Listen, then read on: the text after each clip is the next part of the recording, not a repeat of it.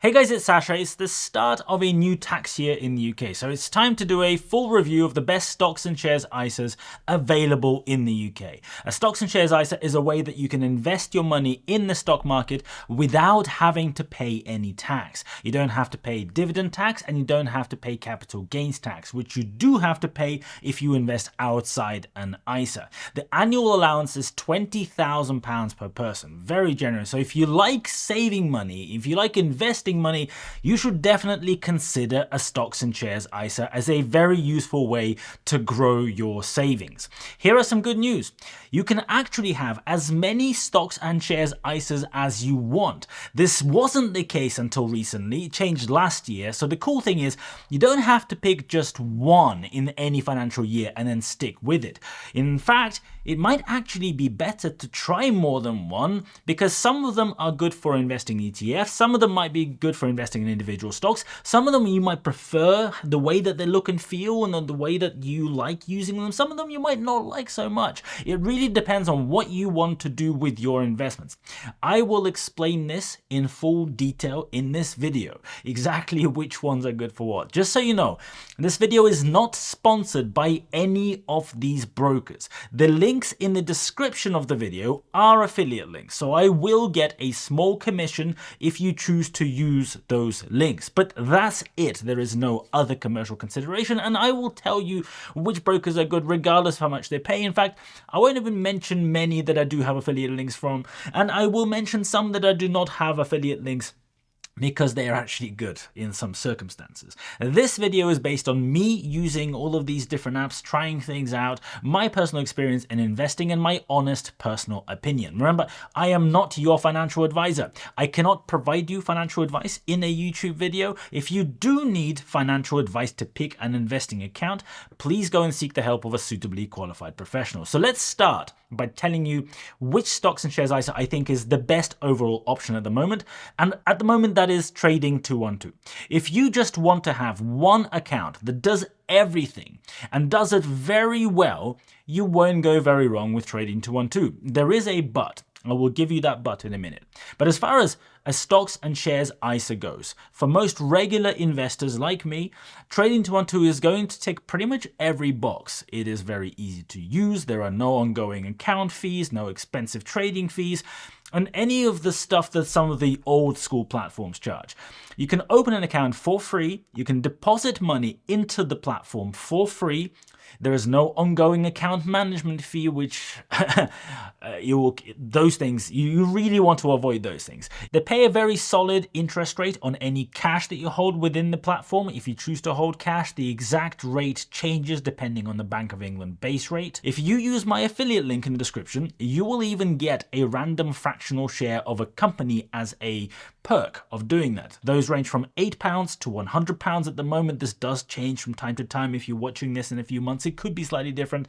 You can see that most of the time you will get somewhere between £8 and £25 worth of fractional shares, but it's a free bonus for opening a free ISA account. So, there is that. If you want to invest in an ETF, like for example, the S&P 500, which it's probably smarter probably better for most investors than trying to pick individual stocks and things like that. You can go and do that without paying any fees at all on Trading 212. Well, you pay the tiny fees of, the index fund, which are baked into that fund's returns, but that's the same on every single platform. But you don't pay anything to Trading 212 for doing that transaction, which is awesome. Because if you do want to go and invest regularly into the stock market every month when you get paid, for example, that is actually very sensible. You can do that on Trading 212 completely for free in the way that I just showed you. And then you can also buy stocks, and there is no commission for buying stocks. So if you want to buy, for example, individual UK stocks, you can do that as well completely for free. But if you want to buy, for example, popular US companies, the things that everyone talks about, the biggest companies in the world like Apple or Tesla or Nvidia or Google or whatever, you will then have to pay the 0.15% foreign exchange fee on every transaction. And that's actually quite low. It's actually very cheap. When you compare it to many other brokers, it is really quite low. It's cheaper than a bunch of the platforms that I was reviewing. And all in, whatever it is that you want to buy in the stocks and shares ISA, that makes Trading 212 a very good all-rounder. Remember, you have to pay the 0.15% when you buy the stock and also when you sell, because inside an ISA, you can't hold any currency other than pounds. So that means every time you do a transaction on any stock that is priced in dollars, for example, you will have to pay that foreign exchange fee. But with Trading 212, I'd probably give this app a solid 8.5 out of 10 for being easy to use. Sometimes it can take a little while to find stuff in the menu. Depositing money is very easy. The bank transfer option moves money immediately. Very, very useful. But there is no way to set up a direct debit for regular payments, for example. And there's one or two other minor quirks. I couldn't figure out how to change an expired payment method, for example. Maybe it's just me. And I think the community element in the app is a little bit of a distracting gimmick, personally, that doesn't really add to the platform. I think, if anything, it actually makes it worse. That's just my personal opinion there.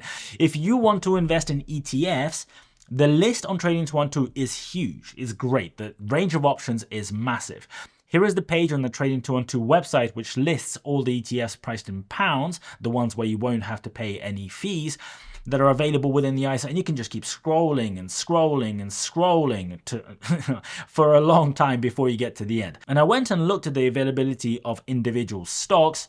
Every stock I looked at from US and European markets that were in any way potentially interesting, all the way down to microcaps, were available. So I think it would be a challenge. You would need a very, very specific case to, if you had to find an ISA eligible stock that you wanted to buy that would not be available on the platform. And although Trading 212 offer these super cheap ISA accounts, the company is apparently, according to them, very profitable. So that is a good thing. They are making money because it means that the company is not going out of business like some other brokers recently have done and exited the industry. They've departed the UK in the case of Stake. They sold out to somebody else in the case of Free Trade. But it's also a bit of a negative because Trading 212 do make a chunk, we don't know how much, of their money from their CFD business. So while your ISA is free or almost free, depending on what it is that you choose to buy within it, if you go to the Trading 212 website, you can see the CFD option at the top, and if you click on it, it will tell you that 77% of retail investor accounts lose money when trading CFDs with this provider. CFDs are contracts for difference, and they are a very high-risk trading tool. And the vast majority of people who choose to play that game lose their money, especially in the long term. You might be lucky once, but you probably won't be over a longer period. And although the FCA makes a big point of companies not trying to convert customers, people who use ISAs into trading CFDs, whenever you're using the app, the CFD option is always there.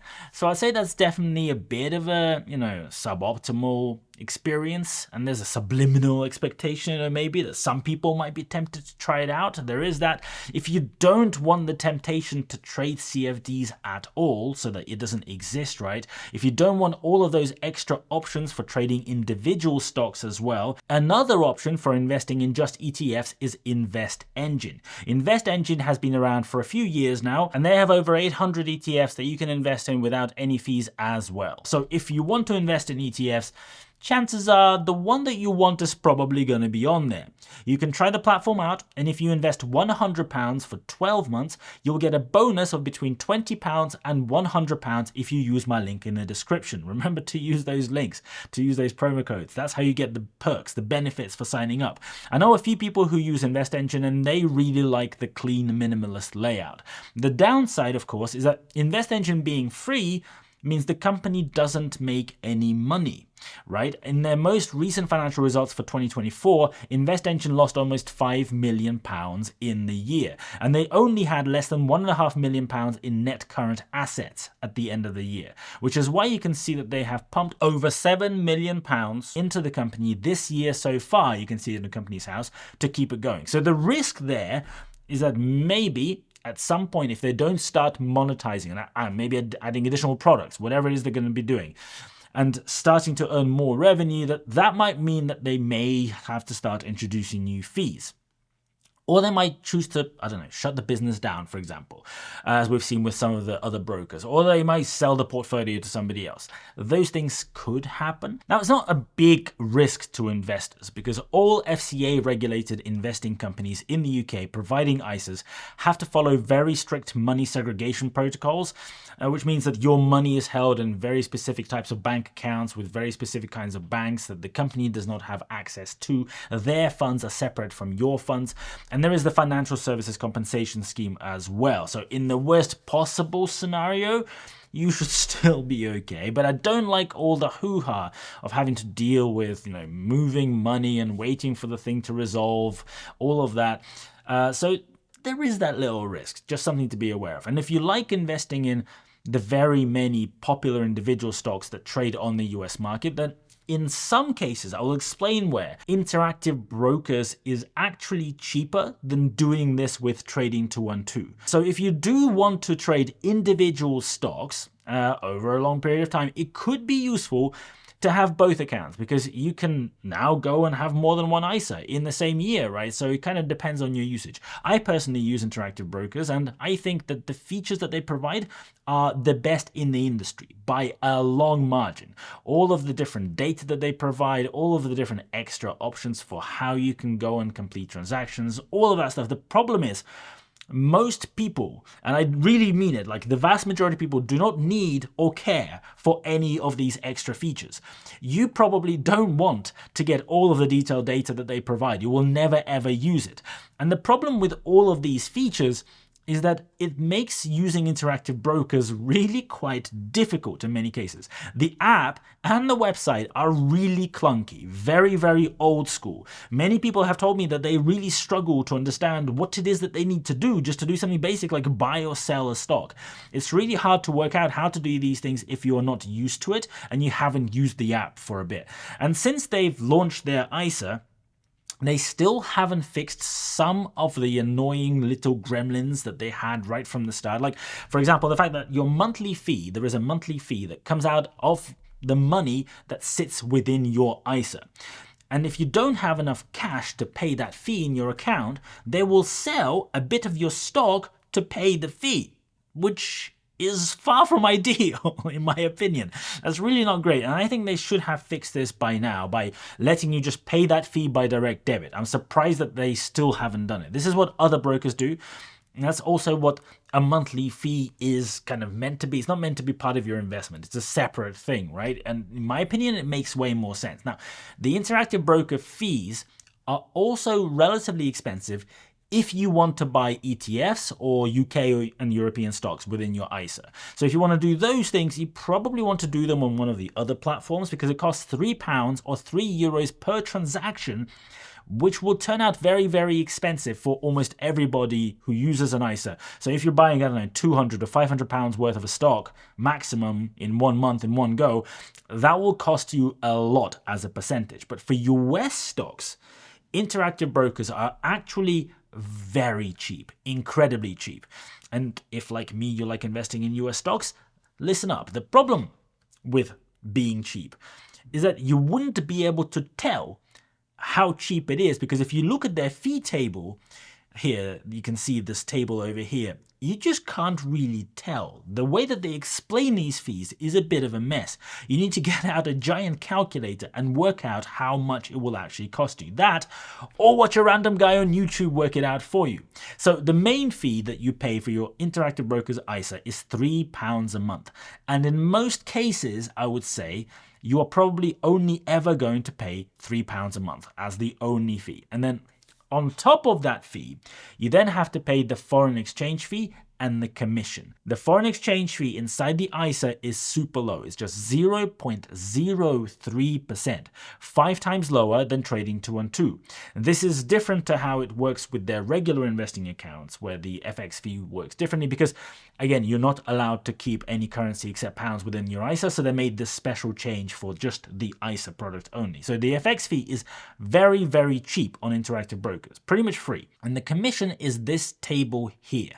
and it's different for different stocks from different countries. But if we just look at the US stocks specifically, the minimum that you would have to pay if you wanted to buy US stocks is 35 cents per transaction. So for example, you go and deposit £1,000 into your ISA and you buy, I don't know, 4, for example, or 5 shares of something like, I don't know, Tesla or whatever you want. It's just an example. On Trading 212, you would pay 0.15% foreign exchange fee for doing that. So that's £1.50 to do that transaction.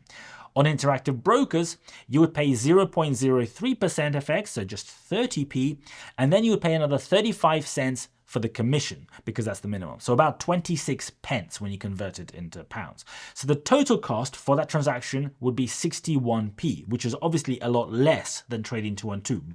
But there is that £3 monthly fee. But that monthly fee includes any trading fees. So basically, as long as your trading fees are under £3, you'll just always pay £3. If your trading fees go over £3, then you just pay the sum of the fees. So it's not the monthly fee plus the trading fees, it's just the trading fees where the minimum is £3 a month. So as long as your trading fees are less than £3 a month, you'll just pay £3 and the fees will be part of that £3. And unless you're doing a lot of buying and selling a month, every month, it's probably very unlikely you will exceed £3 in fees. So for most normal people, it would seem when you do this calculation, the Trading 212 is just always going to be cheaper, right? In that example, £1.50 is less than £3 because there is no monthly fee. Even when you deposit just £1,000 a month, for example, which is quite a lot, most people will probably be depositing less, it's still cheaper to just pay the £1.50 foreign exchange fee on Trading 212 because that is less than the £3 per month that you have to pay on Interactive Brokers. But here is the big catch. Imagine that you start investing and you continue investing in your ISA for the next, I don't know, 20 years, maybe longer. And you have done all right. You've invested consistently over this period. Your portfolio is worth £500,000 after those 20 years, right? And then the time comes to sell it and cash in. Maybe you want to get a house, maybe you want to retire, maybe you need it for starting a business, whatever.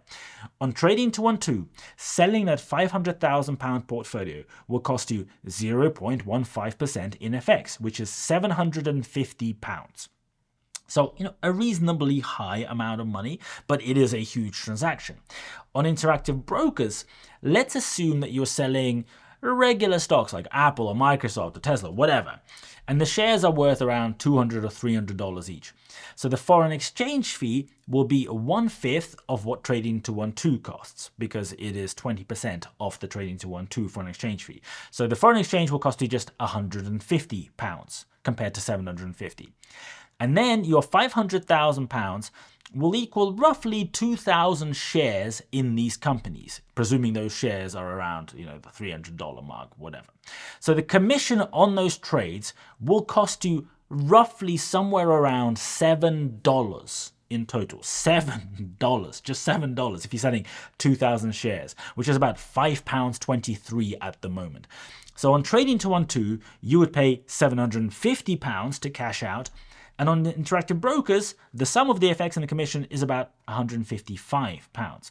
That difference, £595, is about 17 years worth of paying the £3 monthly fee, right? So over the long term, if you plan to invest a lot, if you plan to do it for a long period of time, and if you think that your portfolio might grow in the long term, Interactive Brokers actually ends up very, very cheap, very good value, and you realize that value at the end. But it does come with a load of clutter. It does come with an app that requires a nuclear physics degree to use, so there is that. Now, I also wanted to quickly mention the junior ISA, because if you have kids, they too can have their own stocks and shares ISA, and some people prefer to keep that separate. It's up to you. The annual limit on deposits into one of those is £9,000 instead of 20, which is for adults, and there are not many providers of junior ISAs at the moment. Weirdly, there is one clear winner, in my opinion, and that is Hargreaves Lansdown. When it comes to adult ISAs, Hargreaves Lansdown is really expensive, completely not competitive, like really, really bad. But their junior ISA is completely free and has been for a while. And it costs nothing to buy stocks. There is no annual management fee either.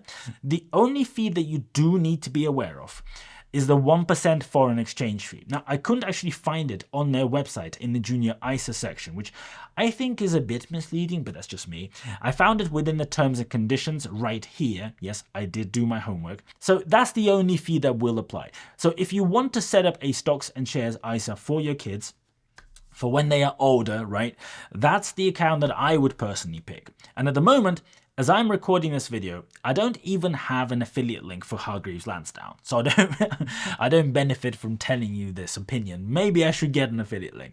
And I'm recommending it over many others where I do have an affiliate link. So, that's that. Take it for what it's worth. Now, every time I make one of these videos, a lot of people ask, well, why did you not include this broker or this broker that I particularly like, or this one that I use? And the answer is because I don't think they are as good. Simple as that. But since you guys always ask, and some of you might have considered or thought about it, let me very quickly tell you about some of the most popular options and why I don't think they're as good. First, Vanguard. Vanguard used to be a very decent option. Every year I would say that they are one that you should consider, but they have now introduced a £4 a month fee, which for a platform that only lets you invest in a small selection of Vanguard funds, actually a smaller selection of Vanguard funds that you can invest on other platforms, so you can invest in less Vanguard funds on Vanguard than on some of the other platforms. I think £4 a month is too expensive. You can buy those same Vanguard funds for free on Trading 212 or a few other platforms. Then there's Interactive Investor, not to be confused with Interactive Brokers. They are two completely separate companies. But Interactive Investor charges £5 a month and £4 per trade on top of that, which in my opinion is eye-wateringly expensive. Lightyear is another new option, a new entrant to the market, and their ISA has a limited number of funds available compared to Trading 212 and InvestEngine. Plus, you pay a more expensive 0.35% FX fee, and then you also have to pay £1 per trade on UK stocks and a 0.1% commission on US stocks on top of the foreign exchange fee. The app is really nice. It's maybe one of the nicest apps I've ever used, but it's just more expensive than other options. Then there's XTB, who are also quite new. Now they have a 0.5% FX fee, a lot more expensive, and their whole website is basically just trying to get you to start trading CFDs. So I'm not a big fan. Hargreaves Lansdown, AJ Bell, a bunch of other old school apps are all stupidly expensive. There are some caveats, if you do this particular style of investing and you make deposits in this particular way, then the fees can be a little bit lower. But generally speaking, it is too expensive. You'll pay £10 or more per trade, which is just crazy when you compare that to other brokers. And then they slap annual management fees on top of that as a proportion of your portfolio, and very, very expensive foreign exchange fees on top of that as well. So in total, it's just crazy expensive. IG has a 0.7% FX fee. That's super expensive. And there are a whole bunch of clown apps, like in my opinion, like Wealthify, Moneybox, or Nutmeg, or similar ones. They will charge you a motherload of fees, and you have almost zero control over what you are actually invested in. In fact, it's often very difficult to actually even understand what specifically it is that you're investing in via their expert custom funds that are very expensive and very consistently underperform the stock market by a very big margin. Like all of them, when I go and look at all of the data, these special funds that are really expensive actually get you much worse returns than just being invested in the S&P 500 over a long period of time.